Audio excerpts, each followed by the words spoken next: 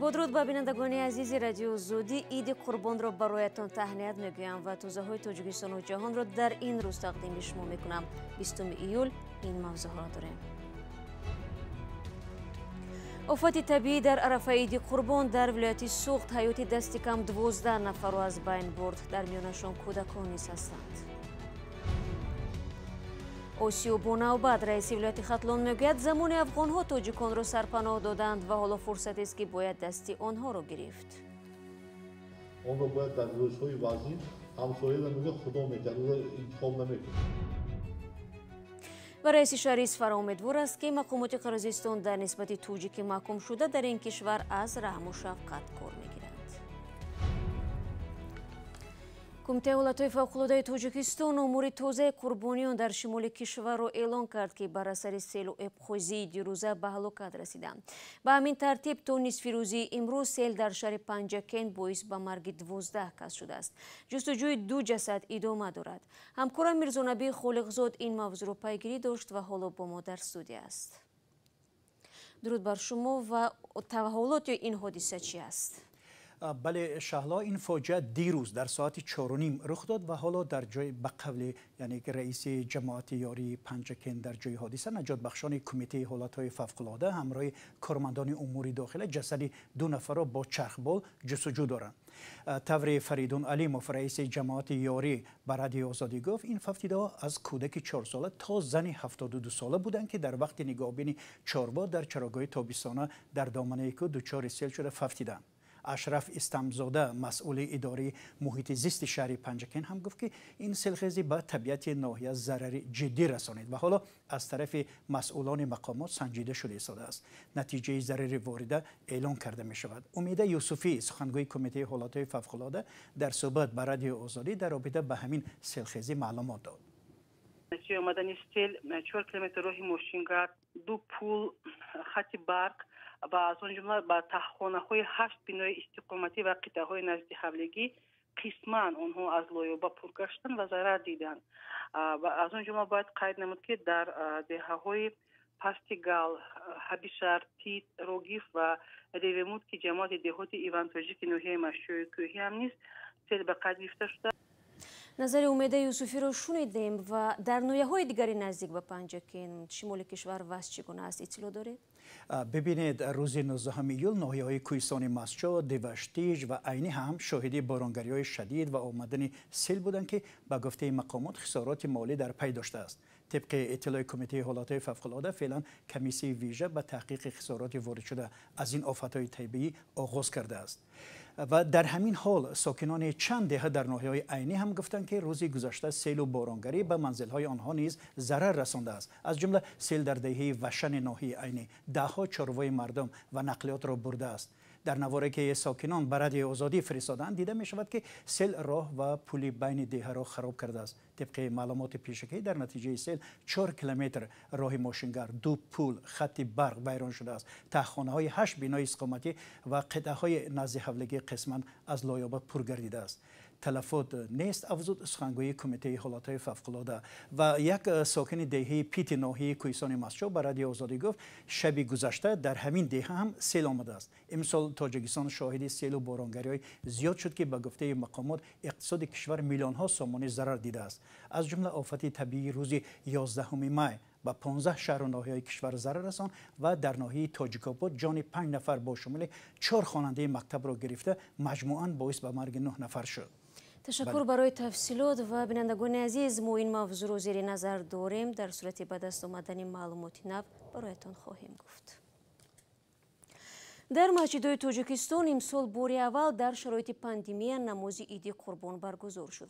اما طبق مشاهده های خبرنگاران رادیو آزادی امروز مسجد مرکزی دوشنبه مانند سالهای پیش سیر و دم نبود.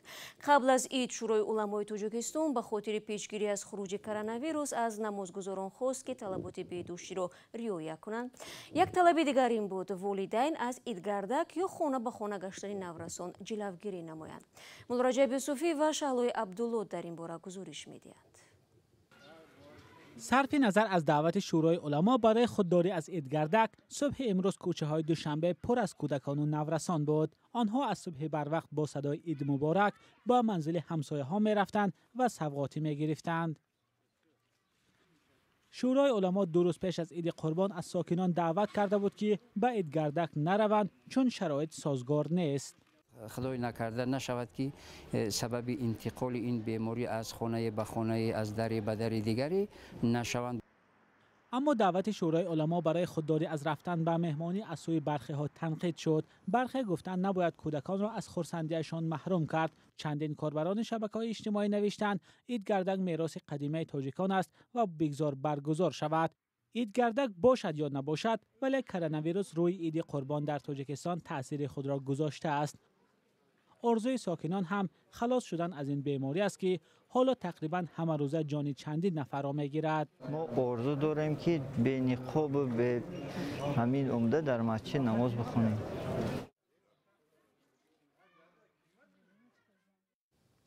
گزارش را از دوشنبه تماشا کردید. در عین زمان کاربران ما در روسیه و گوشه های دیگر جهان نیز هستند که برایمان از لحظه های تجلیل عید قربان نوار فرستادند. عبدالله اشورов این نوارها را در گزارش خلاصه گیری کرد. یک گردک میگه در تاجیکستان مردم گردک شده. این یکی از کوچه های شهری نوسیبیرسک روسیه است که بیشترین ساکنانش تاجیکانند. زنان و کودکان تاجیک مثل تاجیکستان عید قربان را جشن گرفتند، در خانه یکدیگر مهمان شدند. در شهر مسکو پایتخت روسیه که شماره مهاجران تاجیک آنجا زیاد است، بنابر خوف پاندمی امسال نماز عید به شکل آنلاینی برگزار شد و نمازگزاران در مسجدها حضور نداشتند. اما در دیگر شهرهای روسیه نماز عید به شکل عنعنوی با حضور هزاران نفر برگزار شد.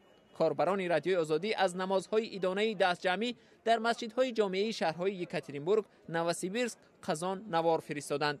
مهاجران تاجیک نماز عیدانه را در کره جنوبی هم برگزار کردند، زیرا سالهای اخیر یک قسمی از تاجیک تباران با شناسنامه روسی به کره جنوبی برای کار می روند و شماره آنها بیشتر می شود.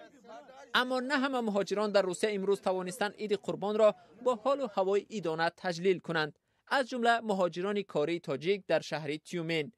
گروهی از مهاجران تاجیک این روز را پشت درهای اداره مهاجرت ولایت تیومن برای گرفتن پتنت سپری کردند. با سپاس از عبدالله و شما بینندگان عزیز که پیوسته با ما همکاری میکنید و برایمان عکس و نوار میفرستید. هفته های اخیر با پیشرفت طالبان در افغانستان بیش از 1000 ساکن این کشور به تاجیکستان فرار کرده بودند. در این بین اکثر آنها به وطن برگشتند، ولی رئیس ولایت ختلان میگوید به هر حال در این استان به قبول پناهندگان آماده میشوند. جزئیات را محمود جان رحمتزاده در دست دارد. واقعه‌های اخیری به تاجیکستان، فرار کردن حربیان و شهروندان افغانستان، مقامات تاجیکستان را وادار کرد که در منطقه نزدیک به مرز در ولایت ختلان باشگاهی مخصوص برای پناهندگان را بنیاد کنند. رئیس ولایت ختلان قربان حکیمزاده گفت حالا وزارت کارهای داخلی تاجیکستان با همدستی سازمان‌های بین المللی به ساختمان این پناهگاه مشغولند و قبول پناهندگان را قرض انسانی نامید و یادآور شد که مردم افغانستان نیز به شهروندان تاجیکستان پناهگاه داده بود. باید یک چیز رو فراموش نکنیم که سالهای اول جنگ شهروندی چقدر مردم افغانستان، مردم جمهوری ما هم قبول کرده بودن. آنها چند ماها نگاه می‌کردن. آن را باید در روزهای وزین همسایه را میگه خدا میده رو انتخاب نمیکنیم. با گفته رئیس ختلان این باشگاه در ناحیه جیهون ساخته می شود و از این بیشتر جزئیات نداد، ولی افزود صدها شهروند افغانستان از جمله حربیان آن که اخیراً به تاجیکستان گذشتند در پایگاه مومیرک جای داده شدند. مومیرک در گذشته تمرینگاه نیروهای پایگاه 201 روسیه بود و عموما تمام اونها در منطقه مومیرک شریک‌الله مومین‌آباد در اونجا متمرکزانیده با خیمه ها جایگیری با خوراک گرم. رئیس شریک‌الله خیلی که هر روز با تشکیلات بین الخلقی به خودی مقامات اجرایی حکومتی دولتی شریک‌الله با خوراک گرم تامین کردند. رئیس ولایت ختلان گفت تا این زمان که همه آنهایی که به تاجیکستان گذشته بودند به واسطه هواپیماها از فرودگاه کلا به کابل رسانده شدند. با اشغال شدن مناطق مرز افغانستان از طرف طالبان در اول ماه ایول زیاده از 1500 شهروند افغانستان به تاجیکستان پناه آوردند. حالا بخش عمده مرز تاجیکستان و افغانستان که زیاده از 1400 کیلومتر است زیر نظارت طالبان می باشد. محمود جان رحمتزاده، آزادی کلاه.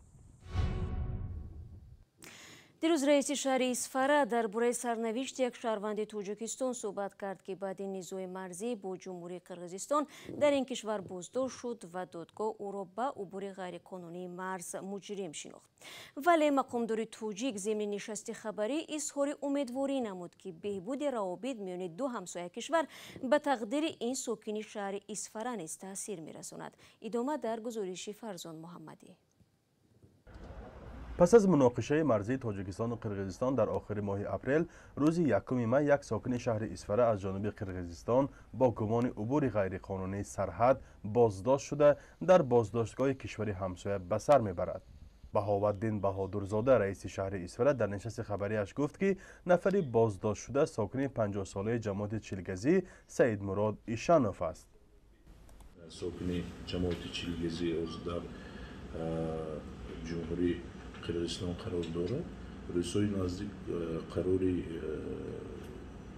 جمهوری قرقیزستان قراری سود نسبتی این شهروند چی میشد به توصیه میرسد و ما فکر میکنم که ما گفت و شنید کرده ایستادیم این شهروندان نیست که آزاد کنیم. خیلی شهروند خودش به یک منوی غیر قانونی سرحد عبور کرد. روز 19 ایول وقتی به حوالی سید مراد ایشانوف رفتیم، پیوندانش در این باره نخواستند ویدیویی صحبت کنند، ولی در صحبتی حضوری گفتند که اولی همین ماه نسبت او حکم دادگاه برآورده شد، اما نسخه حکم به پیوندانش داده نشده است. سید مراد ایشانوف در صحبت تلفنی به نزدیکانش گفته است که باید یا 55,000 سامانی جریمه سپارد یا 1 سال زندانی شود. نزدیکانش میگویند او با مردکاری روز میگذراند و توان سپاریدن چنین مبلغ را ندارد و بنابراین مجبور است تا ادای حکمش آنجا نشیند. ولی در همین حال از اداره جماعت چیلگزی برای آزادی گفتند که با مقامات محلی ولایت بادکن در تماس هستند و با اعلان شدن عفو قرار است او را به زادگاهش برمیگردانند. سید مراد ایشانوف روز 1 می همین سال در نزدیکی محله دوستی دهه باغستان شهر اسفره که با دهه روات جماعت قراباغ ولایت بادکند همسرحد است بازداشت گردیده است. قبلا قابل جان عظیموف برادر سید مراد ایشانوف در صحبت به از پلیس گفته بود که از دهه چیلگزی به دهه مرزی باغستان به دیدن کودک نوزادش رفت، اما شهروندان ملکی قرقیز او را بازداشت کرده به پلیس این کشور سپردند. نظری رسمی جانب قرقیزستان به این قضیه معلوم نیست. بازداشت ساکن جماعت دهات چیلگزی از سوی مقامات پلیس کشوری همسایه در حالی است که تاجیکستان و قرقیزستان یکدیگر را به آغاز جنگ 28-29 اپریل گناهکار میکنند. بنا به اطلاع مقامات تاجیکستان در این مناقشه 19 نفر کشته و 87 کسی دیگر زخمی شدند. قرقیزستان از کشته شدن 36 نفر و زخمی شدن 182 نفر در این درگیری ها خبر میدهد. درازی مرز قرقیزستان با تاجیکستان 970-980 کیلومتر را تشکیل می‌دهد که از آن تا امروز تنها 519 کیلومتر معین و نشانه گذاری شده است. فرزان محمدی، رادیو آزادی، شهر اسفره. و کمیته تفتیشاتی روسیه پس از مرگ دختر 15 ساله ازبکستانی و جوان 20 ساله تاجیکستانی در ولایت لنینگراد روسیه پرونده جنایی گشود. جسد این دو نفر را ساکنان محلی روز 11 ایول امسال در درخت آویخته در جنگل پیدا کردند. دختر آویخته شاهزاده شوکیرова ساکن 15 ساله شهر توشکند ازبکستان و جوان آویخته جهان 20 ساله از نویه ترسونزاده تاجیکستان بود. کمیته تفتیشاتی روسیه در پی این قضیه با مدعی رسانیدن به مرگ از روی بی‌احتیاطی نسبت به 2 نفر پرونده باز کرده. از نزدیکان جهان میگویند بین وی و شاهزاده مناسبت‌های محرمانه وجود داشت. بینندگان عزیز، با تمنای تنصیحاتی و خانوادگی شما برنامه امروز را به پایان میبرم. اخبار از این بیشتر رو چون همیشه میتوانید در سامانه رادیو آزادی زیر نشانی www.azadi.org بخوانید. نوارها در آزادی ویدیو گذاشته می شود. تا دیدار فردا بینندگان عزیز خود را احتیاط کنید و خدا نگهدارتان.